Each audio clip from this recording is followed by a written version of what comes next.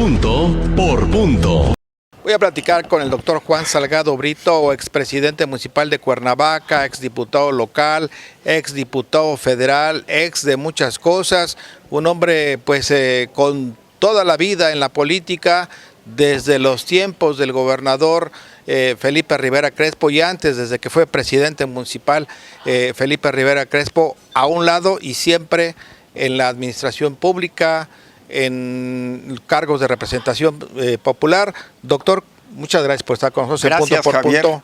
Gracias, y de veras un placer estar con ustedes, con el amable auditorio, quienes nos ven, quienes nos escuchan. Y bueno, Punto por Punto es muy visto y muy oído. Muchas gracias. Pues decíamos, Javier, que con una muy larga trayectoria dentro de la política, con muchos cargos, con mucha experiencia en cargos importantes del gobierno, y pues recordar también fue candidato a la gubernatura del estado en el 2000, militó muchos años en el PRI, desde hace 16 años ya no está usted en el PRI. ¿Qué se ha hecho de Juan Salgado Brito en los últimos 10 años, en la última década? ¿Dónde ha andado? Mira, como tú bien apuntas, fue en 2006 cuando yo me salí del PRI por una serie pues de cuestiones con las que yo no estaba de acuerdo. En ese tiempo me invitó Andrés Manuel López Obrador a ser coordinador de su campaña presidencial en Morelos. Con mucho gusto participé como coordinador, luego fui coordinador de su movimiento. Prácticamente estuve 7 años trabajando con él y para el proyecto que él encabeza. Después, fui aspirante a candidato primero a diputado federal, luego a senador, impulsado por él. Y bueno, ya después estuve trabajando en la Secretaría de Gobernación, donde fui a vender servicios, no criterio. Y finalmente en la Secretaría de Gobernación coincidimos con Zoe Robledo, con quien estuve trabajando en la Secretaría de Gobernación, y luego me invitó al Seguro Social, donde actualmente estamos. Pero siempre, como tú bien apuntas, en posiciones donde puedo servir. A mí me gusta servir, me gusta la política, me gusta la administración, y siempre pues tratando de estar cerca de la gente, aunque pues soy un morelense sirviendo a México en otras esferas de la política o de la administración, pero siempre viviendo aquí, con mis paisanas, con mis paisanos, y tratando de ser útil a mi estado, a Morelos y a los morelenses. Oiga, pues con ese bagaje de ¿cuántos años? ¿50 años en el servicio público? Pues fíjate que son más, porque yo me entusiasmé de la política. Era un jovencillo, estudiante de Derecho. No, antes con el presidente Adolfo López Mateos. Fíjate que es una anécdota. Iba yo en la escuela secundaria cuando nos llevaron a hacerle valla al presidente Adolfo López Mateos, que vino a inaugurar el centro comercial que ahora lleva su nombre. Así es. Y en la valla, pues, antes se acostumbraba a llevar a los alumnos a hacerle valla a los personajes, y pasó el presidente y fui uno de los chamacos que saludó. Yo daba de brincos, de entusiasmo y de felicidad, al grado tal que yendo en secundaria participé en un concurso de oratoria con el tema de la política internacional de Adolfo López Mateos, y gané en ese tiempo, 14 años. Sí, 15 años. Después ya le toca estar cerca de Felipe Rivera Crespo en la presidencia municipal. Y en la presidencia municipal fui su secretario particular.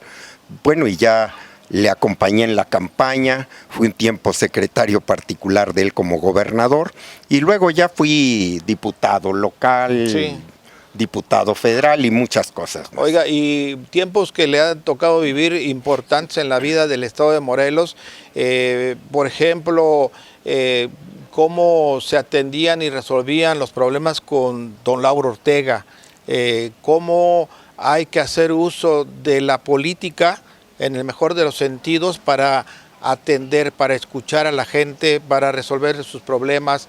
Y muchas veces sabemos que no se tiene una varita mágica y no se puede dar solución a todo, pero siempre estar cerca y escuchar a la gente.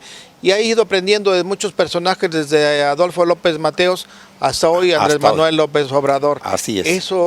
Eso se ha perdido últimamente en la política, en el gobierno.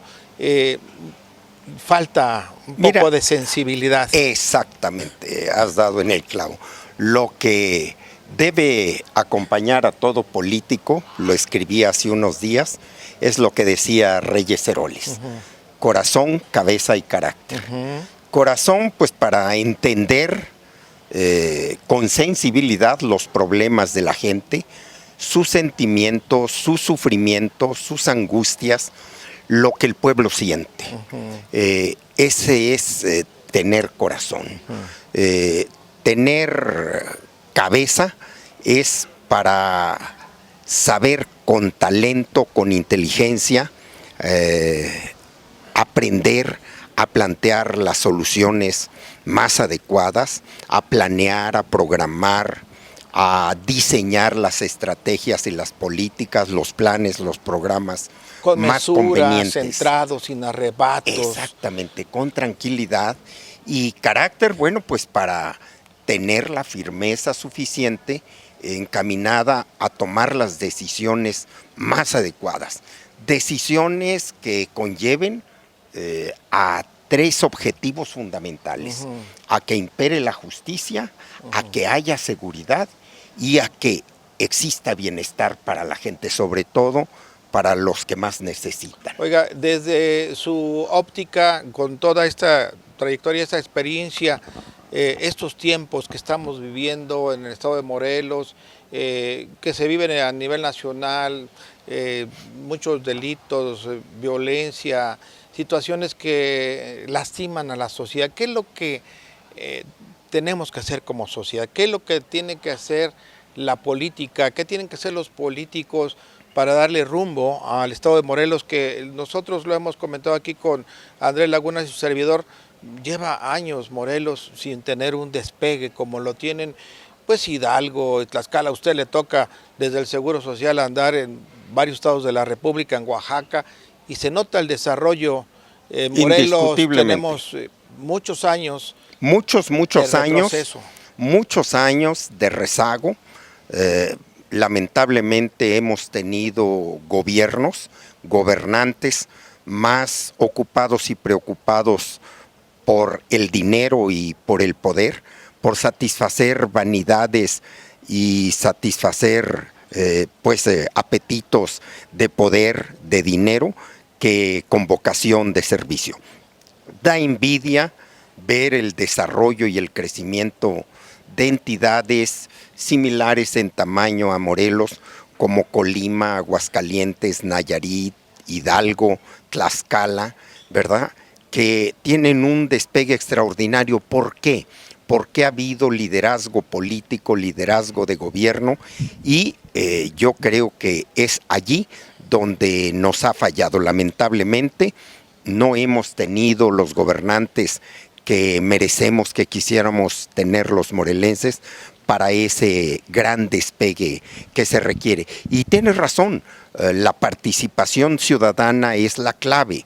El objetivo central de todo gobernante es preservar la tranquilidad de la gente, pero eso se logra no por decreto, se da sirviéndole a la gente, estando cerca de ella, y no hay poder más grande que el poder de la sociedad, que la fuerza de la sociedad, y por eso hay que procurar organizarla.